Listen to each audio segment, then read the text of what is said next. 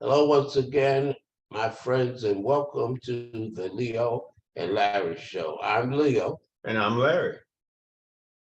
and our guest this week, Larry, is Chandra Graham. Chandra Graham, who's running for probate court judge in the county of Florence, South Carolina.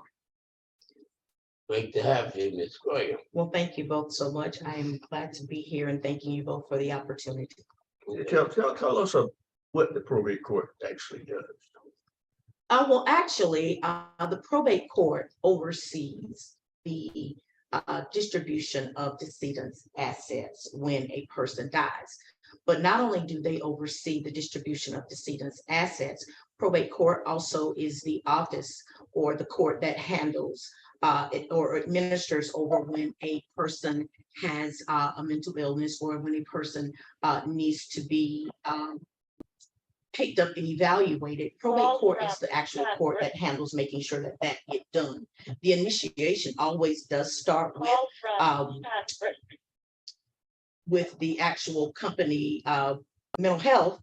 That's where they go to actually get the request done, but then that order or that paperwork is then brought to probate court in order for the judge to issue an order for that individual to be picked up and evaluated. And then another portion that probate court handles estates for minors and adults, which are called guardianship and conservatorships. One is for whenever decisions must be made about that individual's money, when they can no longer make decisions about their money and how their funds are to be used during that person's lifetime. Then the court appoints a person to do that, and as well as a guardian to make decisions about that person's health. And that comes into situations, maybe their person is considered deemed incapacitated and someone has to be appointed to make those decisions. But on the other spectrum, I would like to say the happier end is when probate court also oversees the issuance of marriage licenses. And that's when someone comes in and of course in applying for a marriage license. People also ask them well, do they handle divorces? No, unfortunately we do not, but probate court does handle the issuance of marriage licenses.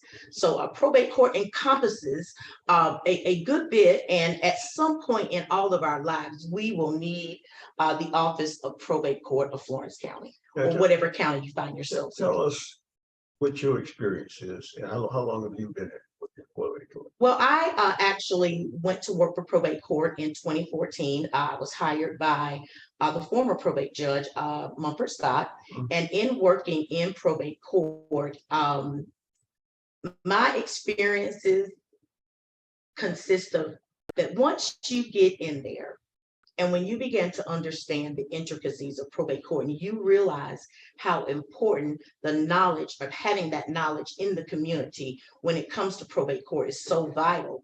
People having to understand how property is transferred. But one of the things that stick with me is the former associate judge, Sharon Davis, who recently retired after 42 years of service at our home church. She taught a workshop. And one of the things that she said in the workshop, she said, I've come to understand that if people live a mess, they die a mess. And what she was essentially saying, if we fail to put things in place while we're living, it follows them, it follows their children. So it behooves us to learn as much as we can, educate ourselves as best as we can about the probate matters and how we can put some things into place. And I see that every day when I was working in probate court. You will have individuals that come in with a will. You have some that come in without a will. In other words, they're speaking literally from the grave as to how they would like their affairs, the assets that they worked so hard for, to be distributed amongst their heirs once they're gone. But I actually worked in probate court for 8 years and learned a lot. Because it can be complicated because there are things that probate court deals with, and it kind of intersects with a lot of things. Even how you set up your bank accounts. Because I know Absolutely. that if you have an account that says POD, payable on death, Absolutely. that those funds don't even have to go through probate. You're absolutely right. And so people need to have knowledge of how they want their assets distributed, because you might decide for whatever reason well, I want to make sure that this particular child gets a certain amount of money. I don't want it to go through probate. I don't want to cause dissension with the children. And so you can do things like that. But I know you've learned a lot. And as a pastor, I've had over the years, I have a lot of people coming to me for clarification. Yes, sir. But some of the, you know, there's, like I know you talk about assets even with land. So lately, there was something with a utility that wanted to get some land that was a right of way, and there were heirs. It was heirs' property, and they couldn't contact some of the heirs. So I'm curious because I know what they did was for the heirs, they appointed a guardian. They couldn't identify the heirs, but they appointed a guardian. And I know you have guardian ad litem for children, for minors. So is that something that went through probate court when they appointed a guardian over the land when they couldn't find the heirs? Okay, let me say this. There are two types of guardians. There is indeed the guardian ad litem, and then there's actually the guardian. The guardian ad litem is usually someone, when it comes to probate matters, are appointed by the court, usually an attorney that actually is there just for the process of whatever is going on in the estate. After that's over, usually that person is no longer there. They're just a guardian ad litem to make sure things go, to do all of the research that needs to be done prior to going to court. And then there's the guardian, the person that has been appointed by the court to make sure decisions are made on that individual's behalf. Now, when it comes to actual property being involved in that right-of-way situation, more than likely, they're trying to locate those individuals. And if there was a guardian ad litem, that person was appointed to try to find out as much as they could about those individuals that they could not locate, in order for hopefully that they would make the proper transactions or could move this process through the court system as much as they could. And the other kind of guardian is like the whole mess that we had around Britney Spears and her father. Is that what you're saying? Well, I'm just your guardian. Right. Then that guardian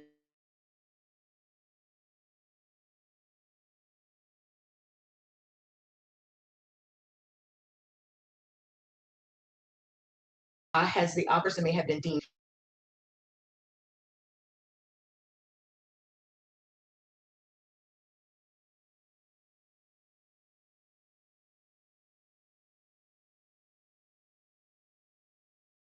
limits are, Yes. So How much outreach does that office have in terms of going into the community and talking, because it seems like it's a very complicated matter. And because it's a complicated matter, it's not going to be easy to absorb it, just by listening to a radio show or going in there and trying to talk to somebody.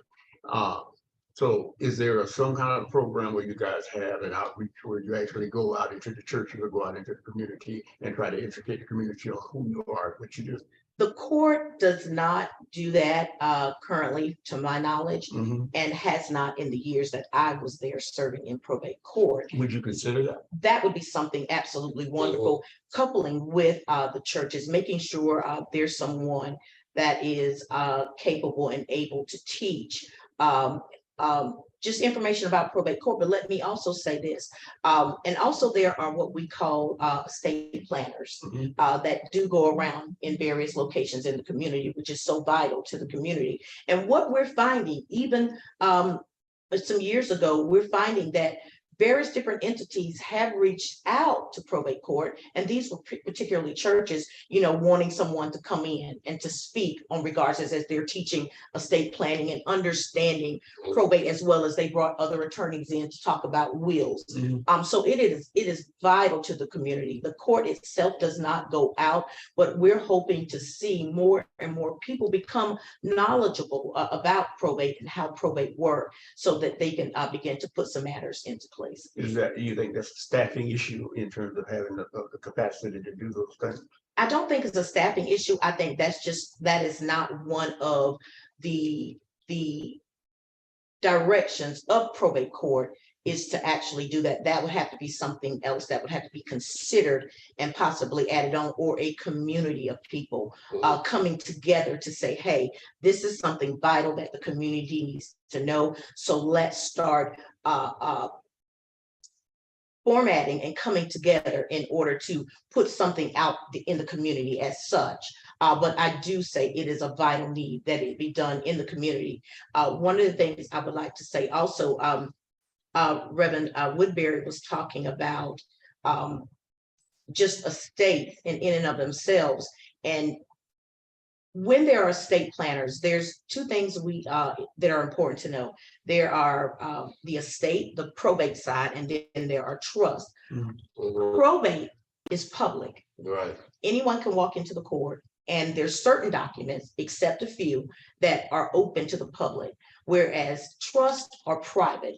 Most people say, well, trusts are expensive on the front end, but trusts are private, so they don't come through probate court. The only time you will see a trust come through probate court is when there is a modification that is required. Maybe there's a modification, maybe a trustee needs to be replaced, or something that needs to take place that requires the trust to be modified. That is the only time you will see a matter concerning the trust comes into probate court. And we don't even keep paperwork in the courts pertaining to trust. It is held with the trustee himself. So when we think about probate court, most people that go through probate court, it's more affordable for them. But it's imperative. And what I find and what I see from an African-American side, the court serves people of all races, all cultures, all nationalities, as we should. I believe because that's the world we live in. We serve people of all kinds. And so in doing so, what I found in being in the 8 years that I was there, and I'm sure Judge Davis, the retired associate judge, would say the same, African Americans, we ordinarily find don't have wills. And so what happens in that state is that oftentimes assets, or when an estate is open, it opens from the point where there is no will. So then there's the laws of intestacy that tells the court how assets must be divided. And so in other words, the deceased person no longer has any say as to how the assets are to be decided. But what I have found also in the African American community, and I will say this even with some of my family members, you want to have the discussion. It's a hard discussion, but we must discuss the after, when we're gone, how things, you would like to see things played out in the lives of those that you leave behind. And what we find oftentimes is that they won't talk about it. They don't like to talk about it. And that's something that we really need to get in our community. We have to talk about, because we're not going to be here always. And life happens, but also death comes at some point to all of us. But we have to be willing to make the hard decisions and face putting things in place. And that's why what Larry said is important. And I got excited around the idea of how can we get this information out to the community. And one of the reasons why probably is seeing a high percentage of African Americans who don't have wills is pretty much the same reason why we see minority health disparities among African Americans. It's a lack of education and information. And someone like you who has a wealth of knowledge, there has to be a way that, and I'm willing to work with you on this. Absolutely. I'll say that there has to be a way where we can get some of the staff who is knowledgeable and partner with build a collaboration where we could just do, say, a simple train the trainer package where we train people and they sign off where they say, okay, I'm only going to teach what's in this package, not my personal experience. Right. I'm going to do a disclaimer. I am not an attorney. I'm not this. I'm Absolutely. not that in the beginning. And there has, so I'm excited about that. We need to do that. And I'm sure I'm sure that is done. And the great thing, I think, where the advantage is being able to reach out to the other probate courts to Mhm. also see what they're doing. Are there any programs that they are actually in their areas that are doing the very same thing, working hard, yet working smart, and Right. reaching out, not really trying to reinvent the wheel, but how Right, can we absolutely. incorporate this into our communities? Mhm. People of all colors, all kinds, that Mhm. they can become more knowledgeable in making decisions for their families. Right. So you know the system. You've had at least 8 years experience working with the probate court. So you must have seen some things. You know, what in other words, what is motivating you to run for the office of probate judge? The motivation when I first came into probate court, my first motivation is to make a change. But when I first came into probate court, I knew very early on that one day I would run. I held it in my heart. I just never shared it with anyone. Mhm. It is said, I must say this first, that I was not coerced. I was not pushed. I was not even bribed to run for this position. No one knew. I held it in my heart until the right and the appointed time. Amen. But one of the No things preacher slipped out. that's okay. I'm a preacher too. But one of the things I would like to say is that working in probate court these 8 years, I have seen a whole lot. And I must also say, with that being said, this judgeship covers all of Florence County and all of its municipalities. But it's the only judgeship that the people get to vote on. Mhm. All other judgeships are either appointed by the senator or a committee that has been put in place. So it's vital, it's important for the people to go out and make their vote count because their vote is their voice. But in those 8 years of working there, what I found and what I was able to see is that if you don't put things in place, you have no say so as to how things will actually be distributed out. And so one gentleman said to me, when he came into probate court very early on, he said, you know, when I come in here, he said, your face, you're always smiling, you're always cordial to the people. He said, and I'm gonna tell you, probate court is not the place where people necessarily desire to come, because if you're coming, the happy side is that you're getting married, you're Mhm. applying for a marriage license. But the other side of probate court is you get to meet people at very hard times in their lives, challenging times. They've lost loved ones or they've had a loss of some kind, because loss is just not death. Loss is the loss of a person's health, the loss of a person's mental capacity, the loss of a relationship. So a loss is a loss. So when you meet people at those points in their lives, they're not at their highest. So having someone that greets them with a cordial smile, that's there to help them, that's knowledgeable, is very important. It's an imperative to have someone in the office that can do that. So those 8 years, this gentleman said to me, though, he said,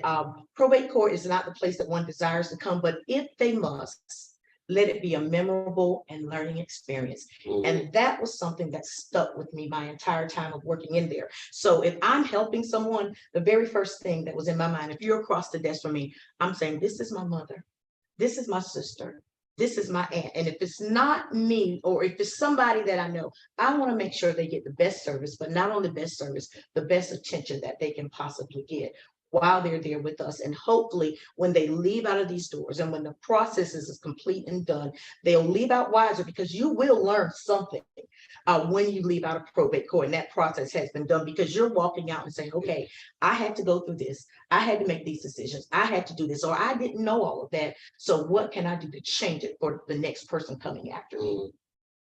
Yes, yes. Tell us about, talk a little bit about the, I guess, the ugly side of this process. And I say the ugly side of this process because when somebody dies, there's a tendency of family members to go in and start picking things. And daddy wanted me to have this chair, or daddy wanted me to have this car, or daddy wanted me to have this house. And so they kind of bypass the process of the probate court and just kind of go get what they want. What are the consequences of that? Well, let me say there is an ugly side. Hmm? Mr. Smith, there is an ugly side. Life sometimes throws at us. First and foremost, let me just hit this before we talk about the ugly sides. This does tie in. It was mentioned earlier about having powers of attorneys or living wills or health power of attorneys. A power of attorney is only effective while that person is living. And once they're dead, once they're gone, that power of attorney ceases to exist. The person that was appointed as power of attorney no longer has power to serve in any capacity. That's where a will comes into place. Oftentimes when we see the ugly side, sometimes it's because maybe someone has had the power to do certain things while that person was living, and they are unaware that their power ended at that person's death. But you see family disputes, family strife that goes on, and that's where a person does, or a person that should be appointed, there should be a will to say, this person, that we call it executor, we call it the administrator, we call it the personal representative, just depending on what state they're in, it determines what title or what name they're given. But that person is appointed by the court once they take all of the information to the court to get appointed to serve over that person's estate. And so the ugly side to that, unfortunately, sometimes once a person is appointed to make decisions on behalf of that estate, they may have to take other legal actions. And we often will tell them, you may need to see an attorney. So we don't leave the attorney out of the picture, because at some point in probate court, they will need an attorney, whether it's to do the titles, to do the deeds of distribution, the transfer for property, or if it's even the way it's going to require there be a trial hearing of some sort, they will need an attorney. So there's some portions of probate court we are totally hands off, and we have to, or we must direct them to seek legal counsel in their behalf in order to make decisions about the assets that may have been removed from the home, or where there's dispute over certain items. It may need to go through another level of a court in order to get the property back. And then it funnels back through probate court that it can properly be distributed according to the laws of intestacy. So the It happened in person, James Brown's case, and James Brown died. Okay. His kids were down in Augusta, North Augusta, and basically just kind of took what they wanted. And because they may or may not been a part of the will. So they people do that. And I wonder, is that legal? Is there a consequence for that? Is there something? Is there a fine to that? Because a lot of times probate is not going to know what was missing.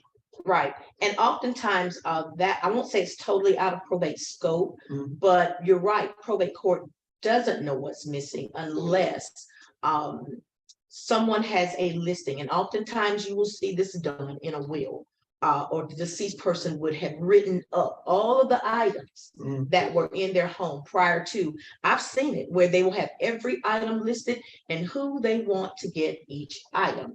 That's not always done, but I have seen it during the probate process. But sometimes items do get missing, they get gone. And so once there is an estate established, then that personal representative will have to decide how they want to proceed. And even in deciding, again, going back to getting legal representation, even deciding how they want to proceed in order to get those assets back, they still need to get an attorney to represent them. You find people will represent themselves, what we call pro se, stating that they don't need an attorney. it doesn't work out well. It doesn't always work out well. And that's because while they have the right to do that, to get the help that you really need, probate court, when a person comes in and says that, and this is important to know, by the way, when a person comes in and says that they are pro se, the court or the staff cannot give them any type of information on a legality or anything, because what they're saying is that I have the knowledge that the attorney has. So I'm representing myself. I don't need an attorney. I'm representing myself. However, what we did while I was there, and I'm sure they're still using that, because we don't handpick or choose attorneys. we provide a list for those that want to be on that list. And that list is given to them. These are all of the attorneys that desire to be on this list that they can then look and choose should they need the assistance of an attorney. But the matters can get quite ugly. Quite complicated. Yeah. And that's sometimes because of that. The average time that an estate stays open is 9 months. And the reason because of that, when a person dies, a creditor has a window of time to file a claim on the estate. So that creditor is given that time, which is why the estate process is a little longer. But once that time has passed, then the family can move forward, or the personal representative can move forward to close that estate. So with the estate process, and when there's the constant strife and the bickering and the fights and the arguments going on, it can sometimes lengthen out the process. But that's not only the only time that it lengthens out the process, depending how much assets are in the estate and what the deceased person said they would like to have done. If they're requesting that property be sold, well, then that could be a tedious process because they now have to get the property on the market, get it sold, and all of those various things before they can actually close the estate. And so let's so that and that can be so complex because it can be things like photographs, it could be documents, birth certificates, college degrees that was in the home of the person who is deceased, and the personal representative may pass that on and may not. And Right. so it's really hard to say list all of these things. Right. And so there's going to be some challenges, but going to the happiest side, and as a pastor, I often tell people, there's three things I really like: marriages, christening babies, and baptisms, because so much of the other side of the pastor is, homegoing ceremonies for people who are deceased, or people who are sick, or who are going through problems and challenges. So I have a question. I might be absolutely wrong about this, Okay. but where do you file? Let's say, and thank God, Larry, we've never had to do this with our spouses. So the marriage license comes from probate. Yes, sir. Does probate also handle the prenuptial agreements? Are they stored with probate, or is that stored, is that kept separately, like when you do trust? And I like to talk about trust some more too, because a lot of people in churches should be doing trust. The prenuptial is, in my 8 years of serving in probate court, I have never seen a prenuptial. I'm thinking that a prenuptial is a document that is kept either through the attorney that actually processed that prenuptial, or they're kept in their personal records. But in the probate court, the prenuptials are not a document that is actually seen in our records. Okay, just checking. Not that I had that kind of money for for Sister Whitberry to say I need a prenup. But let's talk about trust, because I know that even though they're separate, it's a way of making sure that monies don't go through probate, and that there's all kinds of different trusts that people can do, and make sure that their assets are used for different things. So trusts never go through probate. Trust, and I have limited knowledge, so I won't speak on that much. But the former judge that I worked for, actually, part of his previous work as a lawyer was a trust, but then I also went through some trainings that talked about that as well. And trusts are private, so they don't come through probate court. You won't see any paperwork there. That information is kept by the trustee as well as maybe the attorney. Right, and so even so any properties, anything that's kept in the trust, that is part of the trust, we won't see it to make sure those assets are transferred. They're actually inside of the trust. So we would not have any of that information to be able to even discuss from that standpoint. I'm often told, most people don't do trust, or you find people that don't do trust because of the initial cost or to fund a trust. What you will see, however, sometimes in wills that come into probate court, that, something will be stated somewhere in one of the sections of the will Right. about a trust existing, but what you often find when you see a will that comes through probate court that has that, oftentimes a trust was never funded, or the trust was never set up, because if the trust was funded or set up, whatever that deceased person had would not come through probate court. However, what we have found periodically from time to time, often you would think not, but oftentimes what you'll find that's left out of the trust, and it does have to come through probate court to get transferred, oftentimes are vehicles. For whatever reason, that is sometimes left out of the trust. And so, the trustee or the family member would come through and provide the actual information that's needed to transfer that vehicle, to get that vehicle transferred over into the trust. You speak about vehicles, that's kind of an interesting conversation. If the vehicle is not paid for, there's still a note on the vehicle. Okay. And for instance, I wanted to leave my vehicle to my son, to one of my sons. But it's not paid for. Can it be transferred over? You cannot transfer a vehicle over through probate court when there's a title or lien still on a vehicle. What may have to happen in most cases, if there's no will that exists, and oftentimes they can come to probate court and get a document called a special administration in order to be able to communicate with that lien holder about that vehicle. Most times lien holders may require them to actually go in and do an application as well in order to transfer that vehicle or get that vehicle into their name, or assume payments of that vehicle. But being able to transfer a vehicle where there's a lien that currently exists, that can't be done through probate. So you're saying basically that if someone died, I can't just go around and they had a pickup truck and I'd like a pickup truck. I can't just go around and drive their pickup truck and act like they're still alive.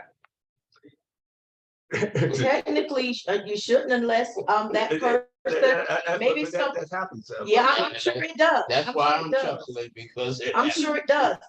We've seen all kinds of stuff happens, and it's oftentimes, when there's liens, and when, of course, nobody has been appointed, but then nobody wants to take on that responsibility of being appointed to make sure deceased person's assets are transferred properly. And with that being said, oftentimes vehicles sit, sometimes they are repossessed, or the lien holders take them back. Sometimes family members get in those vehicles and continue to drive them. They pay as long as they're paying the note, right? Sometimes, as long as they're paying the note, and then that's where sometimes the rubber meets the road, because at the end, when the vehicle has been paid in full, then they do have to eventually come to probate court if they want to get that title transferred. And I had a call just recently, and right now going through this estate process, someone called me and I just directed them to call to probate court to get some answers. However, just in past remembering, you will have people that will maybe daddy co-signed for them or got a vehicle in his name, and then but daddy died while that person still had that vehicle and was just continuing to pay the note in daddy's name. And now daddy's gone, but now the vehicle has been paid off, and they're needing to they receive the title, but the title is in daddy's name. Right. So now what they're having to do is take that title and take that information to probate court in order to seek to get it transferred over. And hopefully, if they, have that, if there's a spouse or someone that, is able to vouch and say, hey, yeah, we're going to go ahead and transfer this information over, then probate court can handle that process for them. But when you're transferring vehicles over, one of the things through the whole process, however, one of the things we have to have is a copy of the paid funeral bill. And it's important, a copy of the paid funeral bill. Well, the question, I guess the question I'd ask is, can't you transfer a vehicle without the person actually being there? Repeat that question again. When you say with the person, without the person. If I'm going to the DMV Okay, to transfer a vehicle, all I actually need is your signature saying that you agree to transfer the vehicle. Is that am I that's the correct? person that's living. Yeah, but I'm saying, but you don't know that person's not living. That's my whole point. So you don't know that person's not living. And so if Well, that person, let me say this. so anybody A can sign person, it. a person, when they go to DMV has certain things in place as well. And there's a good working relationship that not only probate court has with many of the banks. We've developed a networking with banks that we can reach out to them and they can reach out to us, as well as DMV. And let me explain to you about when a person takes something to DMV to try to get the title changed. DMV, they're looking for specific documents to make sure that person is legally transferring that document. Now, if they're taking a title to them that maybe the deceased person signed prior to, somewhere on the back of that title, they would have signed it over to the other person, and it has to properly be done. That's on DMV's scope as to how they handle that. However, they would have to do their investigation if the person is still living. But to my knowledge, if those documents are signed correctly on the back, it's up to them as to how they handle whether they allow that individual to transfer that vehicle over. But when it comes to the probate side, there's a form that they get from us called a small estate affidavit, that or an affidavit for collection of personal property. Those just the two names that are used simultaneously. But that document, probate court will provide to them to take to the DMV in order to transfer that vehicle over into that said name of that individual. So from a probate side, if they're transferring something that is from a deceased person's estate, they're going to have a document from probate court. But if they're going directly with a document or title of a person that possibly deceased that they have no knowledge of, I'm not sure what mechanisms that probate or DMV has in place, but I'm sure that they do, because they are very thorough in making sure they transfer titles according to the laws that they are in compliance with. Okay. So it just doesn't happen. If it happens, it's because they've had something or they have something that is signed, and for whatever reason, DMV has no reason to question it. According to who signed it. According to who signed it. Okay. Because when I think about a vehicle recently that I sold last year sometime, my daughter's vehicle, the title, I had to sign it in a certain place, and where I thought I signed it in a certain place, it wasn't. So what ended up happening was that DMV called me to make sure, and just to ensure that, I was the one signing that particular document. So they do have strategies and different things in place to make sure those titles are being transferred accordingly. So I want to ask this question. So you're very knowledgeable extremely knowledgeable about how the probate court system works and the legalities. Are there any additional trainings or things that you have to have, or I'm talking about in terms of qualifications to run? Okay. There may be none, but is there anything else, trainings that you've had besides your work experience? Okay, yes. I currently I have a bachelor's degree, as well as a minor in psychology, bachelor's degree in business administration, and also have a master's in business administration. And according with my 8 years of experience, which has allowed me and provided plenty of knowledge and understanding how the court system works, and just being able to assist families and help them during those times. When I look back in my studies and research as I prepared for this particular office to run,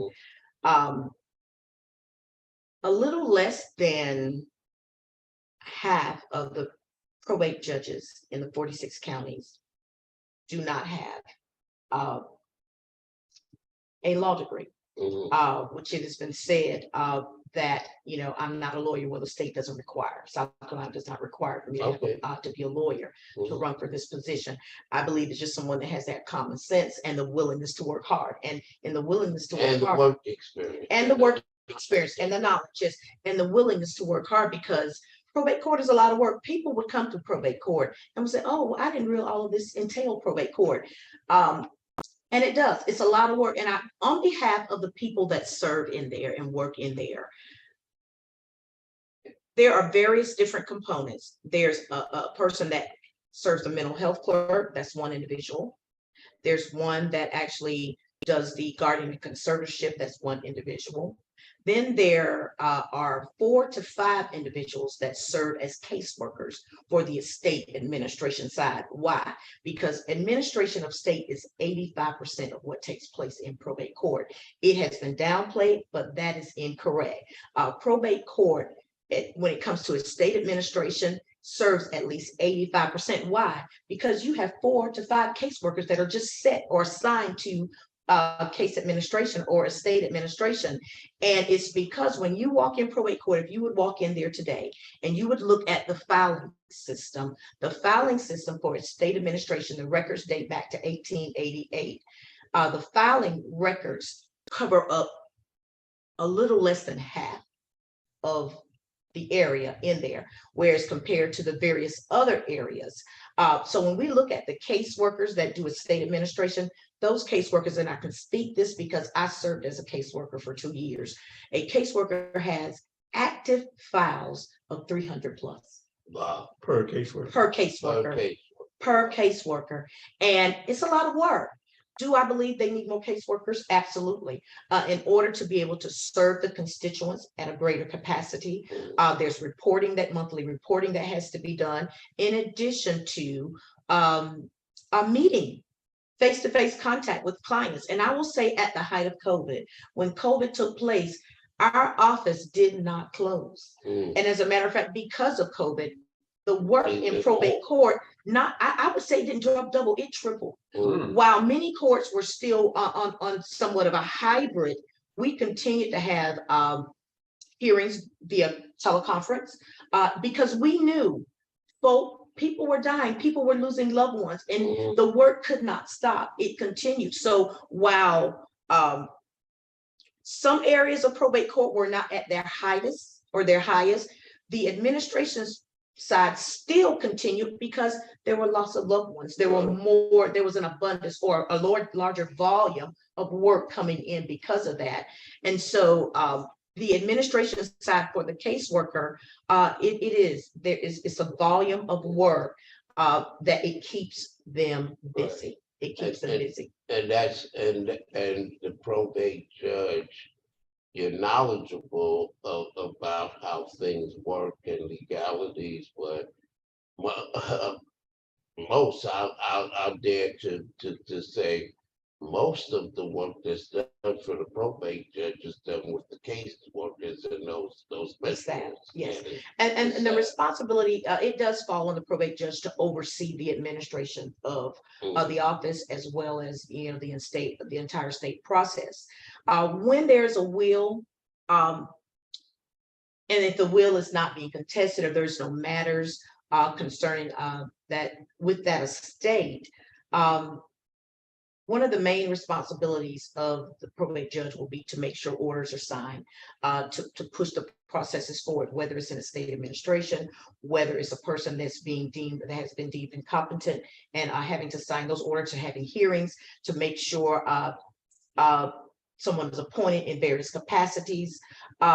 But the actual process and the work, and making sure the work gets done, and making sure you have a strong staff that can get the work done and push the work through, because it doesn't stop. It continues and it keeps going. And out of all of the courts, this is the one court I believe that is of more service to the people. And along those lines, do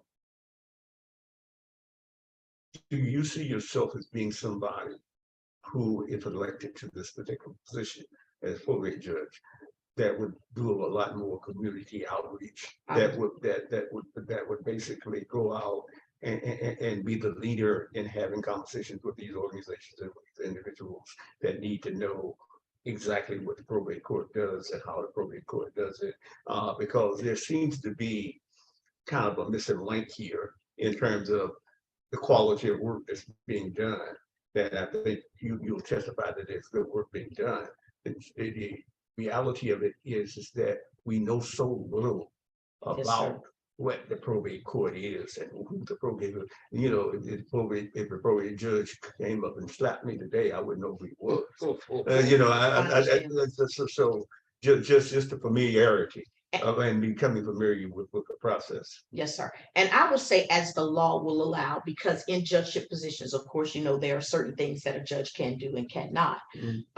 However, making sure that somewhere in the background that I'm able to encourage other groups to form and make sure these teachings or are out there, kind of like the Forerunner, just making sure there's other individuals or groups that can go out and teach this information in the community. But according to what the law will allow, I would love to be involved in making sure the community is more aware and kept as knowledgeable as to what probate court does entail. And I believe the big link or the connection here in making sure that happens is with basically with the churches. Well, and I think one of the challenges that we have in the African American community is the passing of wealth, moving wealth from one generation to another. And if we don't understand the probate system, we don't understand how that system works, then we're not going to be successful in moving wealth in a legal way, in a positive way. And so giving people a heads up before they get to this crisis Absolutely. point Absolutely. is very, very important. And I think you speak to that, and there's got to be a lot more dialogue in our community about that, because that is something that is paramount to our community. We can't build wealth, like you said, when you're doing estate planning. You can't build wealth if you don't know what the requirements of the probate court are. Right. And part of that, so, you know, I think is vital in understanding the probate process and building wealth, and also learning how to manage wealth, because that's so very vital and key, because, you know, oftentimes family, friends, individuals will gain an amount of wealth or income because they've lost a loved one. But knowing how, having someone, an estate planner or a financial planner, someone that can say, okay, you've come into these funds. Now let me help you show to how to properly put these fundings in the right place to allow these fundings to work for you.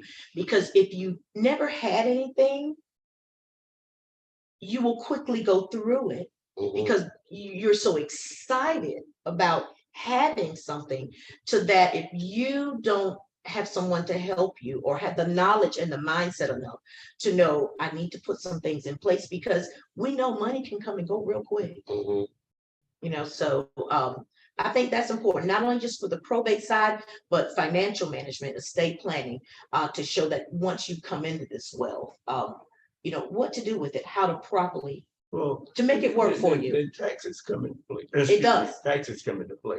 And so you got, you know, I was listening to one of the athletes, one of the pro athletes one day, and it was Shaq, as a matter of fact, with Shaquille O'Neal. And it said, with Shaq, he signed a $300 million contract. And Shaq said, yeah, but 50% of it went to the government.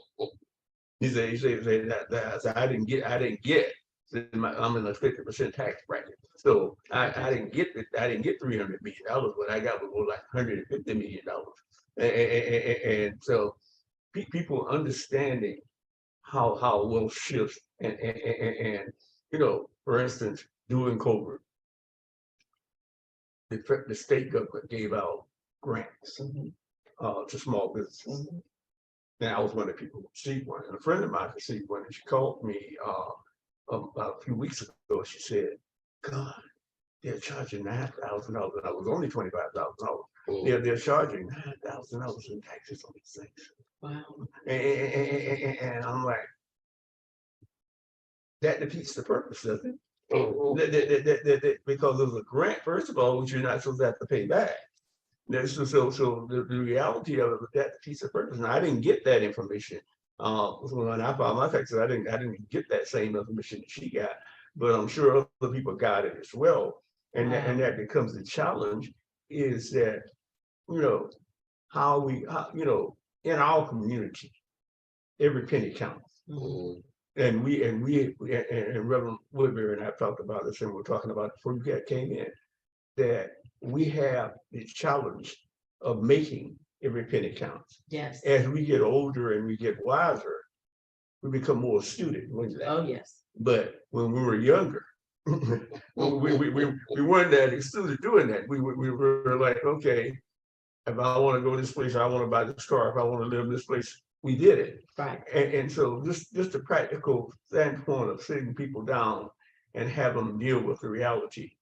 You can get there, and Reverend Woodbury and I are classic examples. You can get there from here. Mhm. The challenge basically is how serious are you about managing your resources Exactly. and about managing, I've seen people literally lose houses. Mhm. I mean, I know one person who lost 3 houses that they inherited. That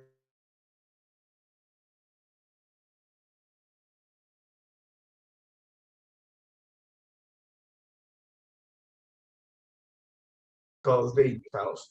And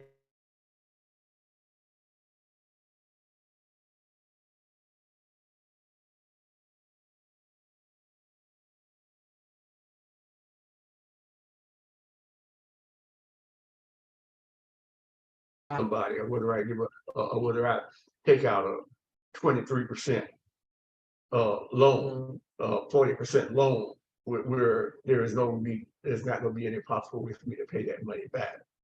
Mhm. You see what I'm saying? So those are the challenges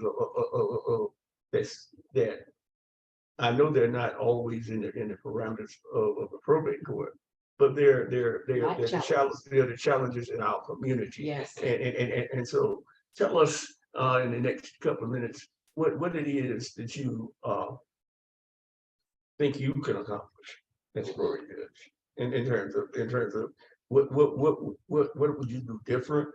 What would you do to improve the communications with the community? And what would you do overall in terms of the economics of because there's an economic arm of the probate court as well. What would you do about that as well? Well, when we think about probate court, I believe as going in there, making sure we have a staff that's knowledgeable, trained, that can serve and assist the people, that they're leaving out with an understanding of what needs to be done next. In probate court, I would also like to see, again, the community being made more aware of what they have to do and being more knowledgeable what probate court really is, because a lot of people on this campaign trail, a lot of people don't understand what probate court is. Often it's confused with probation or of some sort. So trying to bring that knowledge and that awareness to the people in the community. And in coming into work in this probate court, what I want to make sure is that while we have subject matter experts in various areas of probate court, I believe it's imperative that everyone on staff is knowledgeable in every area and know how to work every area. Why? To keep the system moving, to keep the office moving, that because one person is not here, just only one person is knowledgeable in one area, it doesn't stop the flow of the office, and it not stopping the flow of the office does not stop the work or being able to serve the person that walks through those doors and that need that service.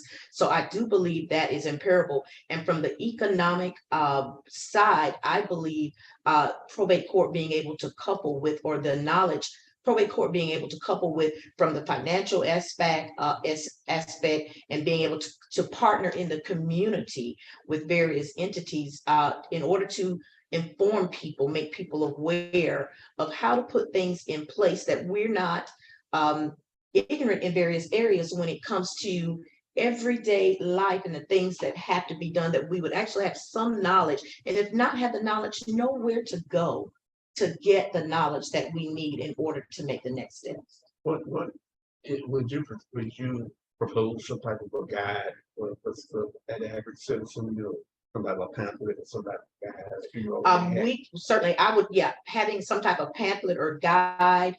And actually, as a matter of fact, when I was in probate court, I did work with training manuals and various information that the average citizen, that when they came in, they were given information or instructions on how to fill certain information out.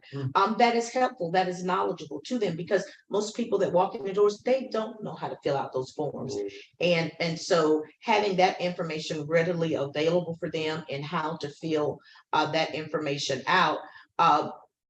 While we do have attorneys, and at some point, they will need an attorney to help them on various aspects of probate court.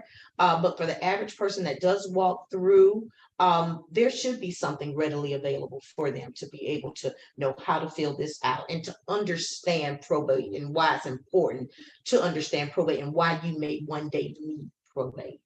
Well, they will. Yes, Well, it's at yes, some point. yes. The other question is, you talk about the 300 cases per person. It sounds like you need to increase the staffing. I do believe we do. Yes, You sir. need to increase the staffing. Now, the challenge of increasing the staffing is that we're in an economy where especially where government entities, because of tax cuts and because of all of the other things, don't have the resources to increase staff, even though that's important at this particular point. How do you get there? I believe we get there with trying to be resourceful, trying to find creative ways to get the work done on the minimal amount of staffing that they have, which is what we've done when I was in there.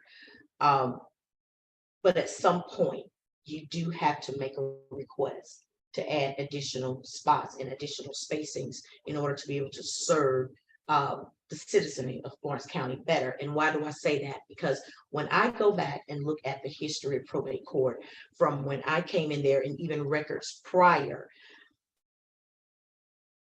back in the early 2000s, the middle to 2010, the total amount of estates, which would be death claims, an estate that was open that would come in, would be somewhere between 700, 800 cases a year. When I left in last year in 2021, the records were already at a point where they were going to exceed 1,300 cases a year. So comparing 700, 800 many years ago to 1,300 now, that tells me that there is indeed a staffing requirement, right, in order to be able to serve, and that the workers are not overwhelmed with the casework and the amount of work that they have. So I believe having a person that can express to our council the need and how to efficiently serve the people is something that needs to be done in order to get the right staffing in there for the people. Because if not, you're going to continue to run into the same problem where there's a lack of staff and the work is not getting pushed out in a quickly manner as they should. And then also not overworking the staff. But what I will say about probate court, the work in probate court is, I believe it has to be part of a ministry and part of a call, because you're there to help people at their most vulnerable times.